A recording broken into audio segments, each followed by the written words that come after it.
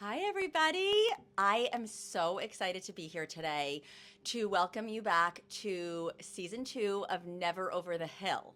So, I am doing a solo episode today where I'm going to introduce the new format, which is still an interview, like question and answer sort of thing, except I kind of shifted the questions that I ask to be more of a wellness, habits, routines, more on those kind of topics. So we'll still have some style questions, of course, but for now, I'm just going to jump on in to the questions and um, yeah, it's just me interviewing me. And then next week we'll have an actual guest. So, um, what is one thing you do every day, daily, to support your well being? And one thing that I just want to preface this with is to say that I did not plan my answers for any of these questions. So, I don't know. Let's see how it goes. Okay, so physical. So, one thing that I do for myself every day to support my physical well being is I walk. So, this could mean I take a 5 minute walk around my block. It could mean that I go for an hour walk down to the beach. Um, but I definitely try to walk every single day. Walking clears my head, and whether I'm listening to a podcast or talking to a friend or just listening to music or nothing, it definitely helps me in not only my physical well being, but also my emotional well being. So, walking. Um, Emotional. Um, Emotional, I try to connect every day with at least one friend or one of my children, my husband, a customer, just to connect and have a conversation that feels meaningful to me. Again, this could be like a 5 minute thing. It could even be sending a text message to somebody to check in on them. I feel like checking in on somebody else helps me emotionally. So that's something that I do for myself every day. Mental, um, definitely writing. So, writing helps me focus, get rid of all of the crazy thoughts that I have in my head and be more focused. Making lists, just putting a pen to paper helps me so much mentally. So, I actually brought with me this book that one of my friends, who's actually going to be a guest on the podcast, she gave this book to me about uh, 3 weeks ago, a little less than 3 weeks ago, and it's called The Book of Alchemy. So I'm going to go a little off topic here. I'm starting a journaling workshop back up again. I did one last year. This year, it's going to be based on the questions that I am asking on the podcast. So, this book of alchemy is 100 essays written by all different authors, and at the end of each one, and they're pretty short, there's a prompt, a journaling prompt. And so I'm doing this book. I'm working my way through this book. It's my morning pages. It's what I write about every morning is the journaling prompt. And then there's another part of this where one of the authors asks you to do a 100-day creative project. You can pick literally anything creative. You could draw a picture every day for 100 days. You could cook a recipe. You could literally anything that's creative to you for 100 days.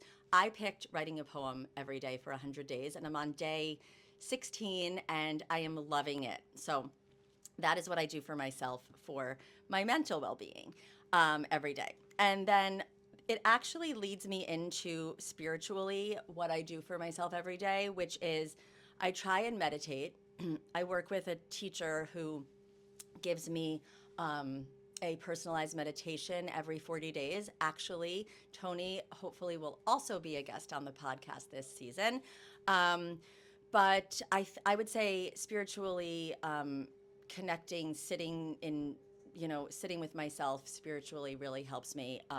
Writing is also something that connects me with spirit. So that is the answer to the first question. Okay, the second question is how do you define routine versus ritual? So, this is something that I think about a lot.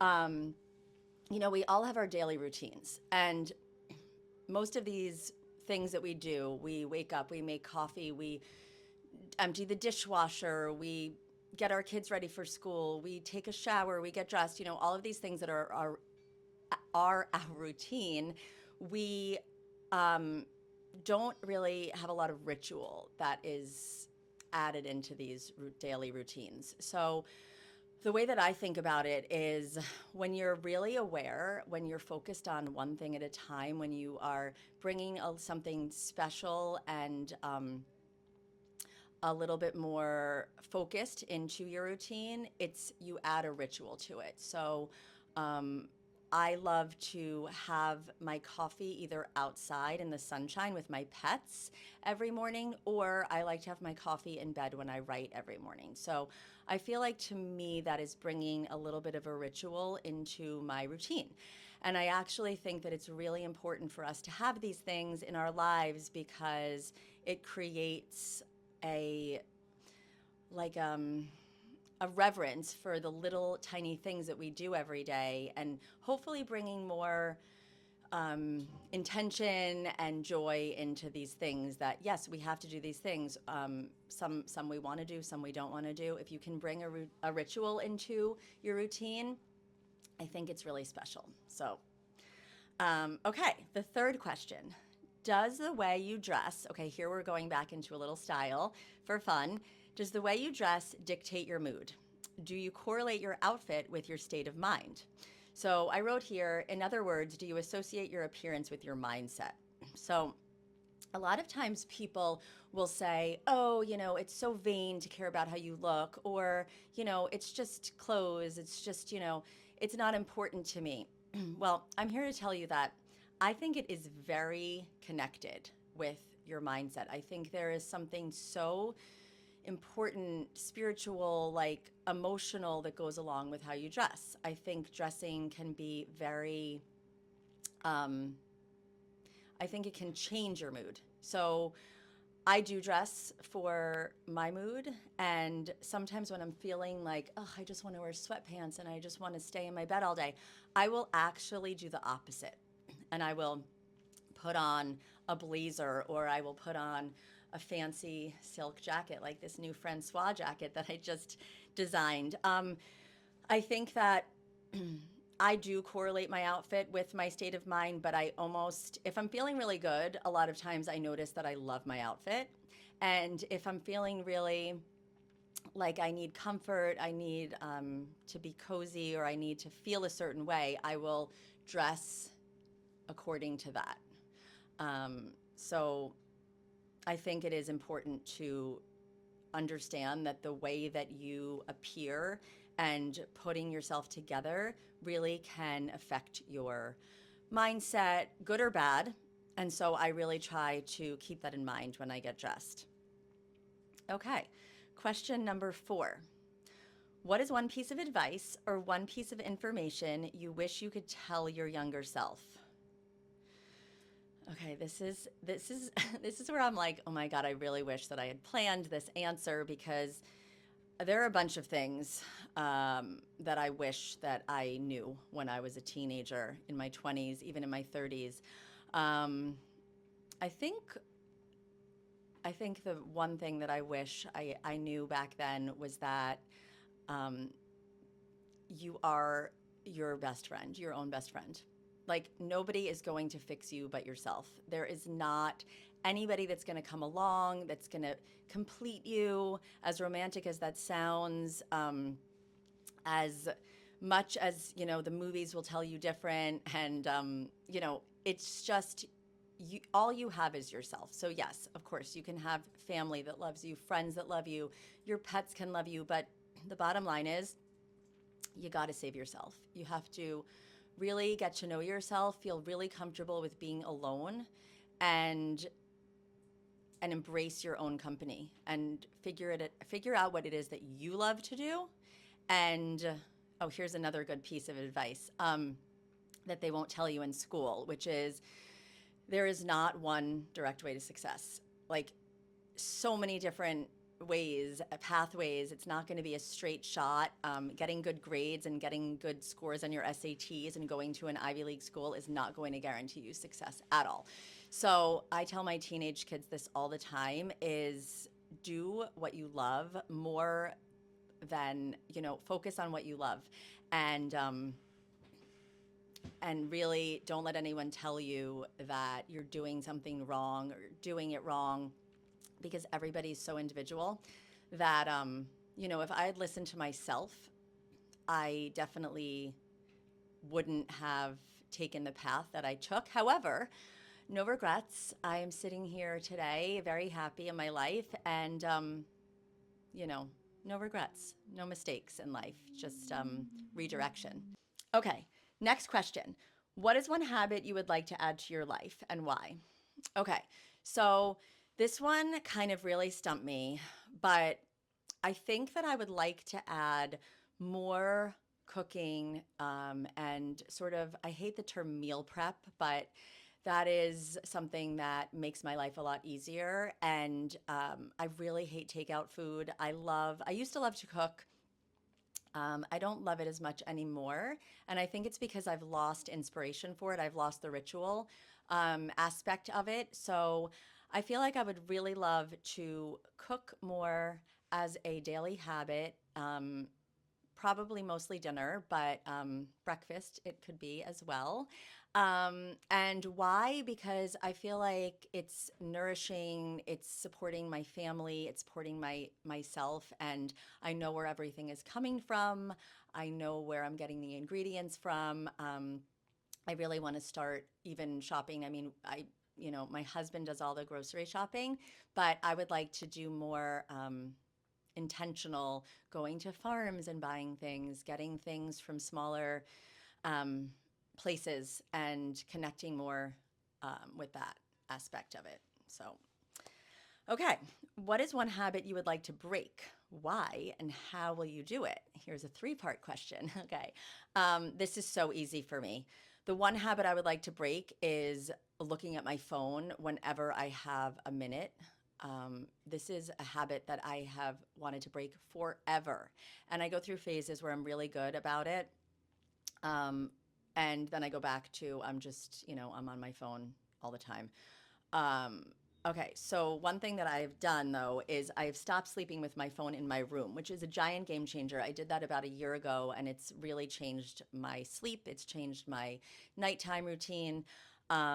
And why? Why do I want to break this habit? Well, I'll tell you because it is a waste of time and it drives me crazy. Being a Virgo, the like way that I am is like I like my time to be really intentional and organized and thoughtful. And when I get in the habit of scrolling and just checking things out of habit, like my finger goes to like my few apps that I check all the time, and I'm like, when I'm not getting anything out of it, when I'm feeling more drained from it, is when I'm like, I have to stop this. How will I do it? I am not sure how I will do it, but I do think it helps me when I put my phone in the other room. Yes, I know I could walk in the other room and get it, but most of the time I don't. Or putting music on my phone and then playing it through a speaker or a podcast through a speaker so that I don't have it like near me. So yeah, that's going to be a work in progress for me. Okay, next question is please share a habit or something you used to do daily that you no longer do. This can be a negative habit you broke or a positive habit you would like to bring back. This one is very easy for me to answer because I've been thinking about this a lot. So I used to practice yoga almost daily. I have not done this in a very long time. I went on a yoga retreat, my fourth yoga retreat in September, and the fact is that there's just not a studio near us, near where I live, that I love. There are some teachers that I love, but I also know that I can do this on my own. And I am going to bring this back as a habit, even if I'm not in a studio space, of putting my yoga mat out in a place where I will go to it, if not daily, at least 5 times a week, and do 5 minutes. Just, one of my favorite podcasts host is Dr. Chatterjee. And I think one of the things that he talks about is starting small, starting habits really tiny, like little increments of time, and building them into your daily routine. So let's say, for example, you are brewing coffee in the morning. Instead of looking at your phone, do 10 push ups or do some lunges or do something that you're building into this time that you already are waiting for something else to happen, or you're standing in line somewhere, whatever it is. So I think having the yoga mat accessible to me and just having it out on the floor will call to me, even if it's just stretching. So that is the habit that I used to do that I am bringing back. So, okay, that actually ends our question portion of the podcast, the long form question and answer. So I have a few fun, finish this sentence, rapid fire sort of questions that I am going to ask myself. And again, I did not plan for these. It's so crazy. I just want to say I wrote this out. I wrote these questions out, and then I kind of left them. And then I went back a few weeks later and I kind of edited them, rewrote them, and that's how I usually do things. I usually have an inspiration for something, I do it really quick, and then I have to go back and I have to look at it later and be like, okay, even with poems, like I'll edit them a few weeks later because I need to sit with it for a little bit. So these questions I'm supposed to answer really quickly. I hope that I can do that. Okay, so finish this sentence. When I wake up in the morning, I open my eyes and. Okay, I'm going to be honest here. I open my eyes and immediately think I want to go back to sleep. I do. I think that.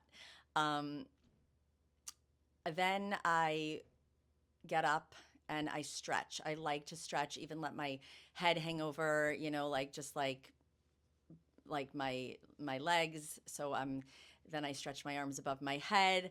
I get out of bed, brush my teeth, and think, what do I have to do today? Okay, so that's the honest answer. I'm not a morning person, and I accept that about myself. So, okay, next question. I am really looking forward to. So I am really looking forward to the winter. I know it's shocking. I love the winter. It's a time to reflect. It's a time to go inward. I don't have to be social if I don't want to. I really love going out in the cold, bundling up. So I'm really looking forward to the winter. Um, and then vacations, because I always look forward to vacations. And one trick that I have to my happiness and well being is to always have a trip or a vacation planned in the works, because it really gives me this. I love to look forward to going away. And I also love staying home. So it's a win win. Okay. The best piece of advice I ever received was the best piece of advice I ever received was that no one else knows what they're doing either, that we're all just winging it. No one knows what they're doing. We just get up every morning. We might want to stay in bed like me. We might just wake up at 5:30 a.m. and be really motivated, but um, we all are just the same. We don't have, we're just kind of doing the best we can, or hopefully we're doing the best we can. So I love that piece of advice and I give it to other people all the time. Oh, wait, I have one more thing. Okay. The other best piece of advice I ever received was you start by starting. I've talked about this before, but you have to do one little baby step and that's it. You want to start a business? You start by starting it. You write what you want your business to be, or you talk to somebody about it, or you know, you do a little research. You just start by starting. So it's like, don't look at the top of the mountain. You just keep one foot in front of the other and you'll get there. Okay. When I need to feel safe and secure, the one thing I do is, um, most of the time I would say I connect with my my family. I check in with my husband. I talk to my kids, or I write, or I get in my bed. I love my bed. I actually wrote a poem to my bed the other day. Um, A lifelong habit I have always had is reading books. I always say this. I was like a little book nerd when I was little. I read all the Nancy Drew books. I read all the Babysitters Club books. I read Sweet Valley High. I just read. And then I obviously read some classics and whatever, but I'm happiest when I'm reading. So I'm still a book nerd.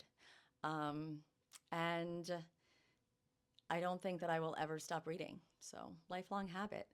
Um, all right, everybody. I hope that you enjoyed the first episode in the second season of Never Over the Hill, where we focus on wellness, on ritual routine, and habits.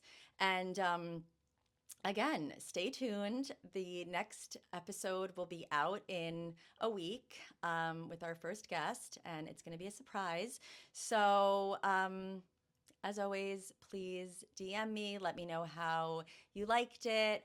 I am going to do an Ask Me Anything episode later in the season. So you can start getting your questions in now. You can DM me on my Instagram, either Never Over the Hill with 1L or The Royal Native, or you can text me if you have my number. You can email me, anything you want. So ask me anything. I love to answer questions, and I'm so excited for the second season. Thank you. Bye. Okay.